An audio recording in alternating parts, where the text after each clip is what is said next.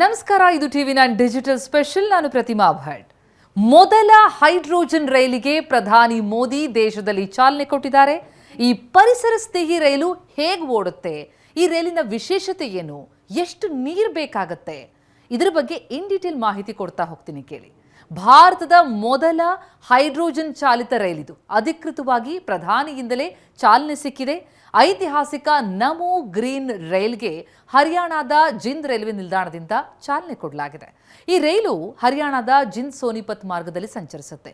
89 kilometre ದೂರವನ್ನು ಸುಮಾರು 2 ಗಂಟೆಯಲ್ಲಿ ಈ ರೈಲು ಕ್ರಮಿಸುತ್ತೆ. ಜಗತ್ತಿನ ಮೊದಲ ಹೈಡ್ರೋಜನ್ ರೈಲನ್ನು ಜರ್ಮನಿ ದೇಶ ಅಂದು ಯಶಸ್ವಿಯಾಗಿ ಪರಿಚಯಿಸಿತ್ತು. ಜರ್ಮನಿ ಮತ್ತು ಚೀನಾದಂತಹ ದೇಶದಲ್ಲಿ ಬರೀ 2ರಿಂದ 3 ಬೋಗಿಗಳ ಹೈಡ್ರೋಜನ್ ರೈಲುಗಳು ಸಂಚಾರ ಮಾಡ್ತಾ ಇದೆ. ಆದರೆ ಇವತ್ತಿನಿಂದ ಆರಂಭ ಆಗಿರುವಂತಹ ಭಾರತದ ಈ ಹೈಡ್ರೋಜನ್ ರೈಲು 10 ಬೋಗಿಗಳನ್ನು, 10 ಕೋಚ್ಗಳನ್ನು ಹೊಂದಿದೆ. ದಿನಕ್ಕೆ ಸುಮಾರು 2600 ಪ್ರಯಾಣಿಕರನ್ನ ಹೊತ್ತೊಯ್ಯಬಲ್ಲ ವಿಶ್ವದ ಅತ್ಯಂತ ಉದ್ದದ ಹೈಡ್ರೋಜನ್ ರೈಲು ಎನ್ನುವಂತಹ ಹೆಗ್ಗಳಿಕೆಗೂ ಪಾತ್ರ ಆಗಿದೆ. ಇದು ಸಂಪೂರ್ಣ ಪರಿಸರ ಸ್ನೇಹಿ, ಕಡಿಮೆ ಟಿಕೆಟ್ ದರ ಬೇರೆ. ಹಸಿರು ತಂತ್ರಜ್ಞಾನ ಸಾಮಾನ್ಯ ಜನರಿಗೂ ಕೂಡ ಲಭ್ಯ ಆಗಬೇಕು ಅನ್ನುವಂಥ ಉದ್ದೇಶದಿಂದ ಟಿಕೆಟ್ ದರವನ್ನು 5ರಿಂದ 25 ರೂಪಾಯಿವರೆಗೆ ನಿಗದಿಪಡಿಸಲಾಗಿದೆ.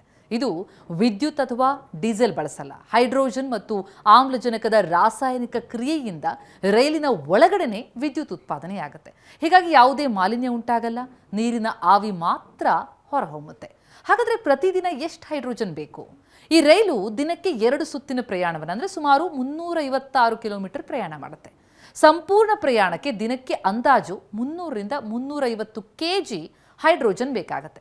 ರೈಲಿನ ಎರಡೂ ಬದಿಯ ಪವರ್ ಕಾರ್ಗಳಲ್ಲಿ ಒಟ್ಟು 440 kg ಹೈಡ್ರೋಜನ್ ಅನ್ನು ಹೆಚ್ಚಿನ ಒತ್ತಡದಲ್ಲಿ ಸಂಗ್ರಹಿಸಿಡಬಹುದಾಗಿದೆ. ಈ ರೈಲು 1 ಕಿಲೋಮೀಟರ್ ಕ್ರಮಿಸಬೇಕು ಅಂತಂದರೆ ಸುಮಾರು 900 ಗ್ರಾಂ ಹೈಡ್ರೋಜನ್ ಅನ್ನು ಬಳಸುತ್ತೆ. ಅಂದರೆ ಅದಕ್ಕಾಗಿ ಸುಮಾರು 9 kg ನೀರನ್ನು ಬಳಸಲಾಗುತ್ತೆ. ಜಿಂದ್ ರೈಲ್ವೆ ನಿಲ್ದಾಣದಲ್ಲಿ ನಿರ್ಮಿಸಲಾಗಿರುವಂತಹ ಗ್ಯಾಸ್ ಸ್ಟೇಷನ್ನಲ್ಲಿ ಒಟ್ಟು 3000 kg ಹೈಡ್ರೋಜನ್ ಸಂಗ್ರಹಿಸಿಡುವಂತಹ ಬೃಹತ್ತಾದಂತಹ ವ್ಯವಸ್ಥೆ ಇದೆ. ಹೈಡ್ರೋಜನ್ ಅನ್ನು ಪರಿಸರ ಸ್ನೇಹಿ ವಿಧಾನದಲ್ಲಿ ಜಿಂದ್ ರೈಲ್ವೆ ನಿಲ್ದಾಣದಲ್ಲಿರುವಂತಹ ಹೈಡ್ರೋಜನ್ ಉತ್ಪಾದನಾ ಘಟಕದಲ್ಲೇ ತಯಾರಿಸಲಾಗುವುದು. ಈ ಉತ್ಪಾದನಾ ಪ್ರಕ್ರಿಯೆ ಇದೆಯಲ್ಲ, ಇದು ವಾಟರ್ ಎಲೆಕ್ಟ್ರೋಲಿಸಿಸ್. ಇಲ್ಲಿ ನೀರನ್ನು ಬಳಸಿಕೊಂಡು ಹೈಡ್ರೋಜನ್ ಅನ್ನು ತಯಾರಿಸಲಾಗುತ್ತೆ. ವಿದ್ಯುತ್ ಹರಿಸಿ ನೀರಿನ ಅಣುಗಳನ್ನು ಹೈಡ್ರೋಜನ್ ಮತ್ತು ಆಮ್ಲಜನಕವಾಗಿ ವಿಭಜಿಸಲಾಗುತ್ತೆ. ಅದಕ್ಕಾಗಿ ಸ್ಪೇನ್ ಮೂಲದ ತಂತ್ರಜ್ಞಾನದ ನೆರವಿನೊಂದಿಗೆ 1 ಮೆಗಾವ್ಯಾಟ್ ಸಾಮರ್ಥ್ಯದ ಪೆಮ್ ಎಲೆಕ್ಟ್ರೋಲೈಸರ್ ಅನ್ನು ಬಳಸಲಾಗ್ತಾ ಇದೆ. ದಿನಕ್ಕೆ ಸುಮಾರು 430 kg ಅತ್ಯಂತ ಶುದ್ಧವಾದ, ಅಂದರೆ 99.999% ಹೈಡ್ರೋಜನ್ ಅನ್ನು ಉತ್ಪಾದಿಸುತ್ತೆ. ಉತ್ಪತ್ತಿಯಾದಂತಹ ಹೈಡ್ರೋಜನ್ ಅನಿಲವನ್ನು ಮೊದಲು 40 ಬಾರ್ ಒತ್ತಡದಿಂದ ಬೃಹತ್ ಕಂಪ್ರೆಸರ್ ಬಳಸಿ 500 ಬಾರ್ ಒತ್ತಡಕ್ಕೆ ಸಂಕುಚಿತಗೊಳಿಸಲಾಗುತ್ತೆ. ಕಡಿಮೆ ಜಾಗದಲ್ಲಿ ಹಾಗಾಗಿ ಹೆಚ್ಚು ಹೈಡ್ರೋಜನ್ ಅನ್ನು ಸಂಗ್ರಹಿಸಿಡೋದಕ್ಕೆ ಇದು ಸಾಧ್ಯ ಆಗುತ್ತೆ. ಈ ಹೈಡ್ರೋಜನ್ ತುಂಬಿಸುವಾಗ ಉಷ್ಣಾಂಶ ನಿಯಂತ್ರಣದಲ್ಲಿರಬೇಕಲ್ಲ, ಹಾಗಾಗಿ -15 ಡಿಗ್ರಿ ಸೆಲ್ಸಿಯಸ್ ತಾಪಮಾನಕ್ಕೆ ತಂಪುಗೊಳಿಸುವಂತಹ ಚಿಲ್ಲಿಂಗ್ ಪ್ಲಾಂಟ್ ಅನ್ನು ಬಳಸಲಾಗ್ತಾ ಇದೆ.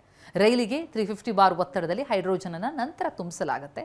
ರೈಲಿನ ಎರಡೂ ಪವರ್ ಕಾರ್ಗಳಿಗೆ ಬರೀ 1 ಗಂಟೆಯಲ್ಲಿ ಏಕಕಾಲಕ್ಕೆ ಹೈಡ್ರೋಜನ್ ರೀಫಿಲ್ ಮಾಡಬಹುದು. ಹಾಗಾದರೆ ಹೇಗೆ ಓಡುತ್ತೆ ಇದು?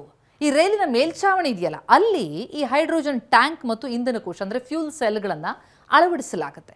ಹೈಡ್ರೋಜನ್ ಗಾಳಿಯಲ್ಲಿನ ಆಮ್ಲಜನಕದೊಂದಿಗೆ ಸೇರಿದಾಗ ರಾಸಾಯನಿಕ ಪ್ರಕ್ರಿಯೆ ನಡೆದು ವಿದ್ಯುತ್ ಉತ್ಪತ್ತಿಯಾಗುತ್ತೆ. ಆ ವಿದ್ಯುತ್ ನೇರವಾಗಿ ರೈಲಿನ ಮೋಟಾರ್ಗಳನ್ನು ಓಡಿಸುತ್ತೆ. ಹೆಚ್ಚುವರಿ ಶಕ್ತಿಯನ್ನು ಲಿಥಿಯಂ ಅಯಾನ್ ಬ್ಯಾಟರಿಗಳಲ್ಲಿ ಸಂಗ್ರಹಿಸಿಡಲಾಗುತ್ತೆ.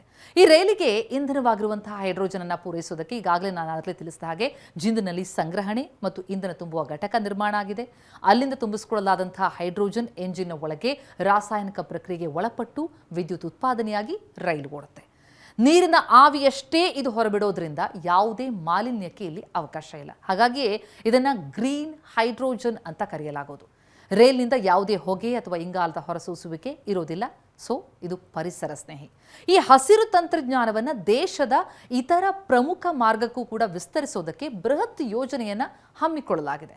ಈ ರೈಲು ಡೀಸೆಲ್ ಎಂಜಿನ್ಗಳಿಗೆ ಹೋಲಿಸಿದರೆ ಹೈಡ್ರೋಜನ್ ರೈಲು ಅತ್ಯಂತ ಕಡಿಮೆ ಶಬ್ದ ಮಾಡೋದ್ರಿಂದ ಪ್ರಶಾಂತವಾದ ಗಿರಿಧಾಮಗಳ ವನ್ಯಜೀವಿಗಳಿಗೆ ಯಾವುದೇ ತೊಂದರೆಯಾಗಲ್ಲ. ಹಾಗಾಗಿನೇ ವಿಶೇಷವಾಗಿ ದಟ್ಟವಾದ ಕಾಡು, ಸೂಕ್ಷ್ಮ ಪರಿಸರ ವಲಯ ಹೊಂದಿರುವಂತಹ ಭಾರತದ ಪ್ರಸಿದ್ಧ ಐತಿಹಾಸಿಕ ತಾಣಗಳಿದೆಯಲ್ಲ, ಹೆರಿಟೇಜ್ ರೂಟ್ಸ್, ಅಲ್ಲಿ ಈ ಕಿರಿದಾದ ರೈಲ್ವೆ ಮಾರ್ಗ ಇರುತ್ತಲ್ಲ, ನ್ಯಾರೋ ಗ್ಯಾಜ್, ಅಲ್ಲಿ ಈ ಹೈಡ್ರೋಜನ್ ರೈಲುಗಳನ್ನು ಓಡಿಸೋದಕ್ಕೆ ಮೊದಲ ಆದ್ಯತೆ ನೀಡಲಾಗ್ತಾ ಇದೆ.